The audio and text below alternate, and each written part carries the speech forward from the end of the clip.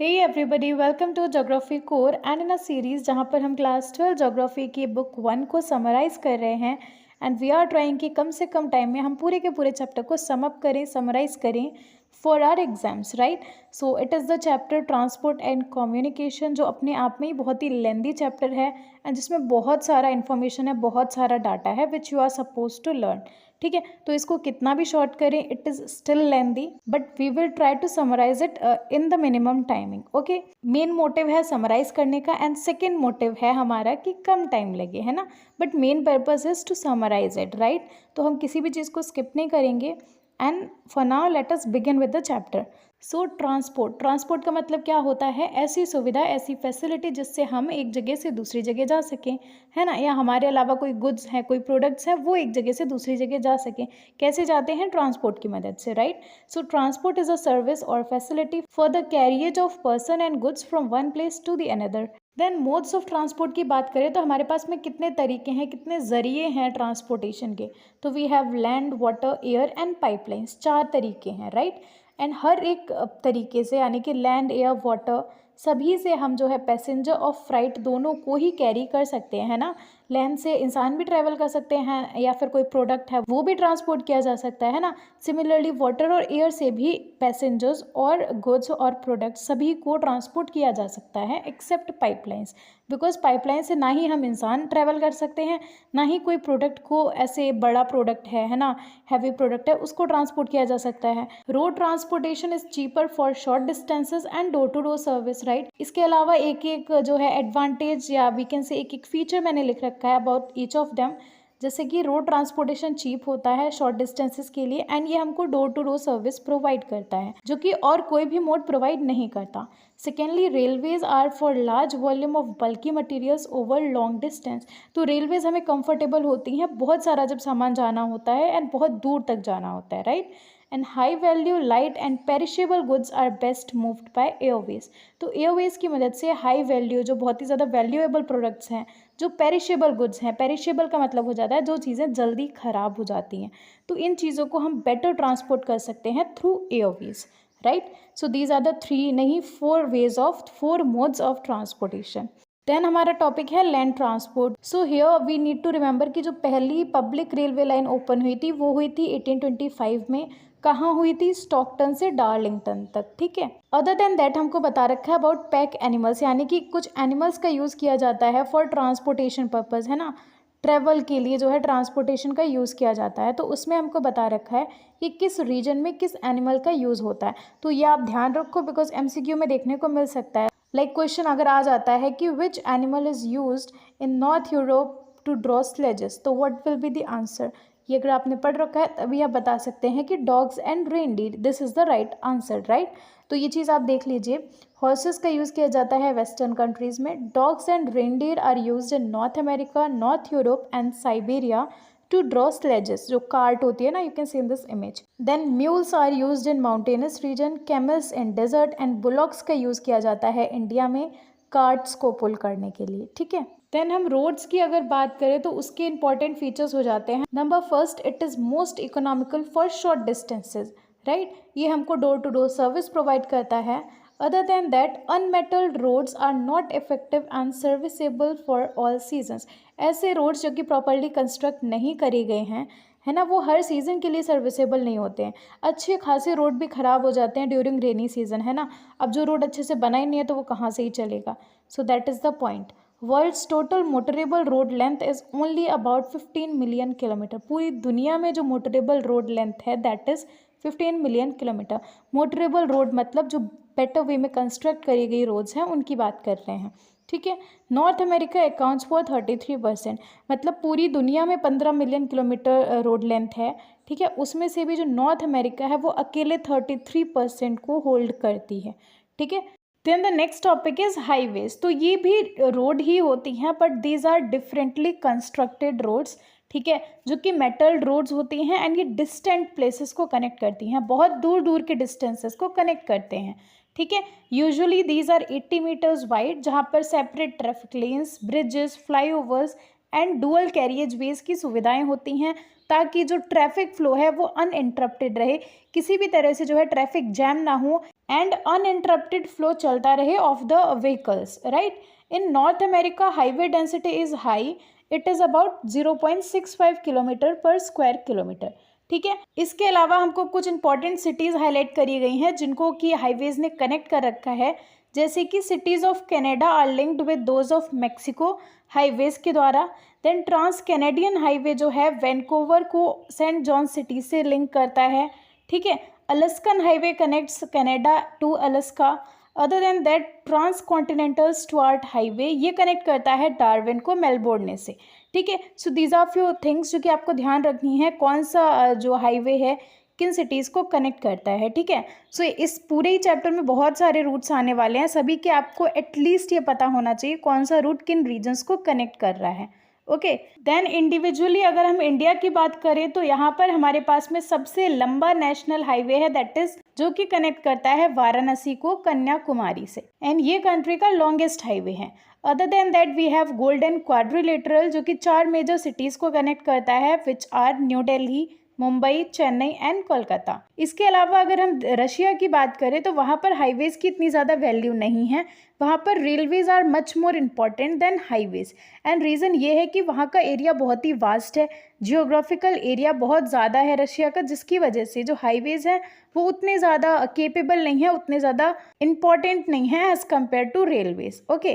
Then हमको बता रखा है बॉर्डर रोड्स के बारे में, तो बॉर्डर रोड्स वो रोड्स होते हैं जो कि बॉर्डर एरिया में है ना, इंटरनेशनल बाउंड्री पे जो भी रोड्स होते हैं उनको बॉर्डर रोड्स बोलते हैं, ठीक है। इनका काम है to integrate people in remote areas with major cities. Integrate का मतलब होता है कनेक्ट करना, जो रिमोट एरियाज में लोग रह रहे हैं उनको मेजर सिटीज़ से कनेक्ट करने का काम करती हैं border roads. These are helpful in transporting goods to border villages and military camps, ठीक है।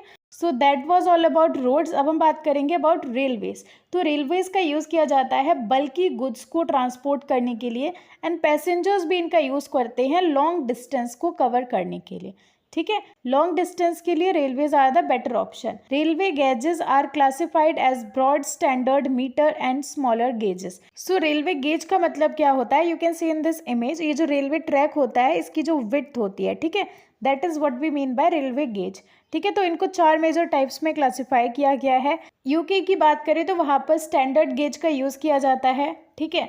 Commuter trains are very popular in UK, USA, Japan and India. Europe की बात करें तो it has 4,40,000 kilometre of railways, most of which are double और multiple tracked, ठीक है।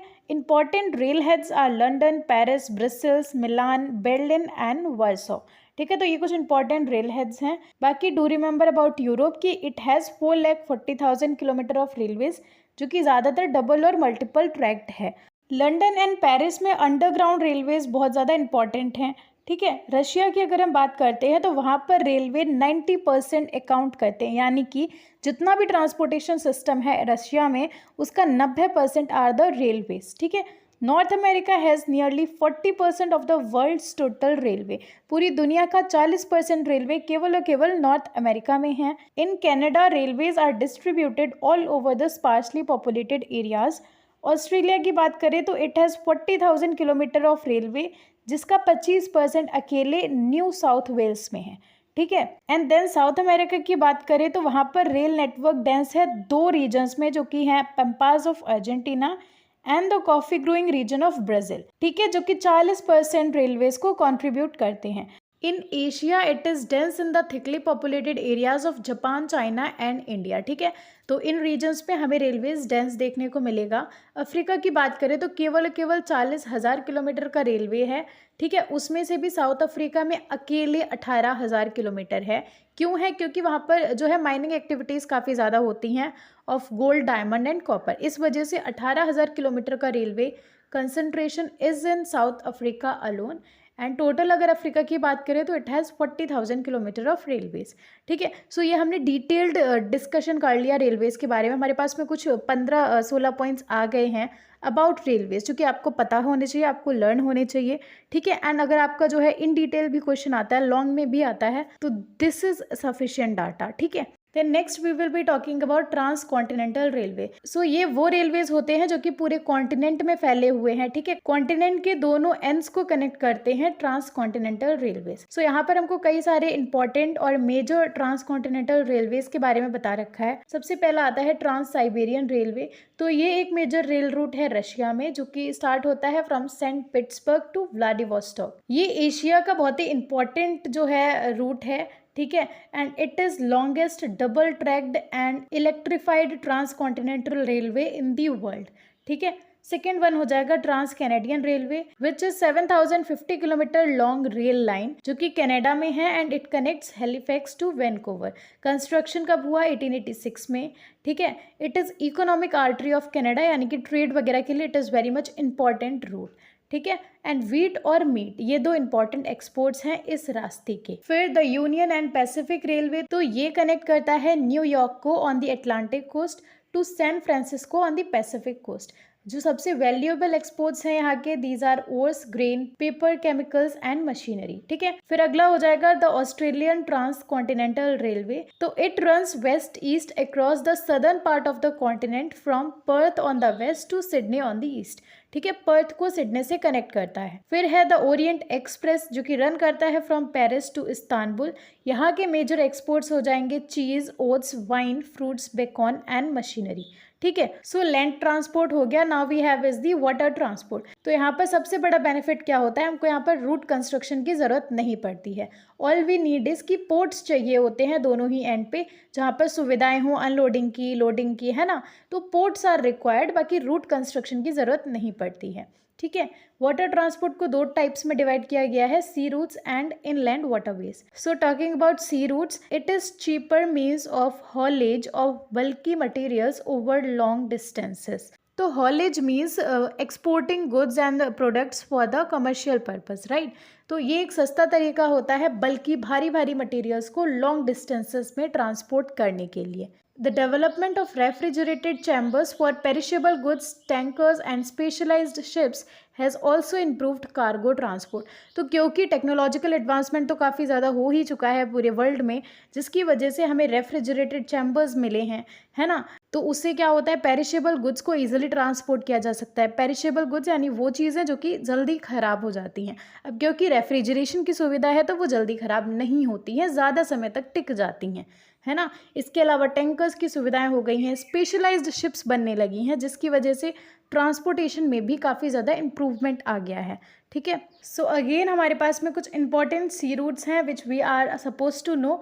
सबसे पहला है नदर्न अटलांटिक सी रूट। तो it links north eastern USA and north western Europe, the two industrially developed regions. दोनों ही रीजन इंडस्ट्रियली काफ़ी ज़्यादा डेवलप्ड हैं, ठीक है। 1/4 of the world's foreign trade moves on this route. It is also called the big trunk route। 3 points हो गए। पहली चीज नॉर्थ ईस्टर्न यूएसए को कनेक्ट करती है नॉर्थ वेस्टर्न यूरोप से, ठीक है। सेकेंडली 1/4 जो ट्रेड है वो इसी रूट से होता है, एंड थर्डली इसको बिग ट्रंक रूट भी कहा जाता है। Then next we have is the Mediterranean Indian Ocean Sea Route. It passes through the old world.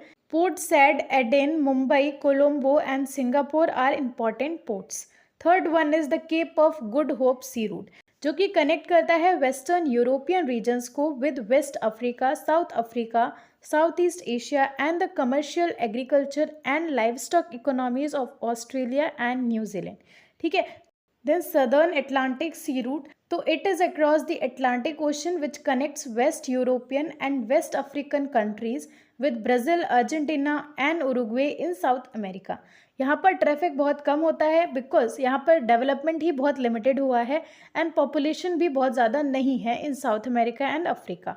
The next one is North Pacific Sea Route and it links the ports on the west coast of North America with those of Asia, ठीक है। North America और Asia के जो ports हैं वो connect होते हैं इस रूट से। The South Pacific sea route, तो it connects western Europe and North America with Australia, New Zealand and the scattered Pacific islands. It is also used for reaching Hong Kong, Philippines and Indonesia. तो यहाँ पर और कुछ भी नहीं है। I can't explain anything because explain करने जैसा कुछ है ही नहीं। स्टैटिक फैक्ट्स हैं जो कि आपको लर्न ही करने हैं, ठीक है। It is nothing like theory जो कि समझा जाना चाहिए, है ना। You have to learn this. Then we have to very important canals जो कि आपको इन डिटेल पता होने चाहिए, बिकॉज इंडिविजुअली ही क्वेश्चन आ जाता है। एक्सप्लेन स्विस कैनाल है ना, या what are the characteristic features of Suez canal, तो कुछ भी क्वेश्चन आए आपको पता होना चाहिए स्विस कैनाल और पनामा कैनाल क्या है, उनके कैरेक्टरिस्टिक फीचर्स क्या हैं, क्या इंपॉर्टेंट चीज़ें हैं जो कि आपको लर्न करनी चाहिए उनके बारे में। ठीक है, तो you have to know it very well. ठीक है, स्विस कैनाल की बात करें तो इसको कंस्ट्रक्ट किया गया था 1869 में। कहाँ पे किया गया था? इजिप्ट में। कहाँ से कहाँ तक है? पोर्ट सैड से पोर्ट स्विस तक, जो कि लिंक करता है मेडिटेरियन सी को रेड सी से। ठीक है, इस रास्ते से लगभग 100 शिप्स डेली ही ट्रेवल करती हैं। ठीक है, लेकिन यहाँ पर टोल्स बहुत ही हैवी हैं, यानी कि जो भी टैक्सेस वगैरह पड़ते हैं वो बहुत ज़्यादा हैं, जिसकी वजह से लोग क्या करते हैं, अगर उनके पास में टाइम होता है तो वो क्या करते हैं, इंस्टेड ऑफ दिस रूट लोग प्रेफर करते हैं जो केप रूट था ना, अभी हमने पढ़ा था, उससे जाना प्रेफर करते हैं, बिकॉज यहाँ पर टोल्स टैक्सेस बहुत ही ज़्यादा हैवी हैं। लेकिन अगर टाइम की कमी होती है तो they are suppose to move through this route. फिर हमारे पास में है पनामा कैनाल, तो ये कनेक्ट करता है अटलांटिक ओशन को पैसिफिक ओशन से, एंड इसको कंस्ट्रक्ट किया गया across the Panama isthmus between Panama City and Colon. And इसको कंस्ट्रक्ट किसने करवाया? तो यूएस गवर्नमेंट ने इसको कंस्ट्रक्ट करवाया था, which purchased 8 kilometre of area on either side and named it the canal zone. ठीक है, तो यूएस गवर्नमेंट ने दोनों ही साइड पे 8-8 किलोमीटर का एरिया खरीद लिया। ठीक है, एंड उसको अब घोषित कर दिया गया है एज द कैनाल जोन।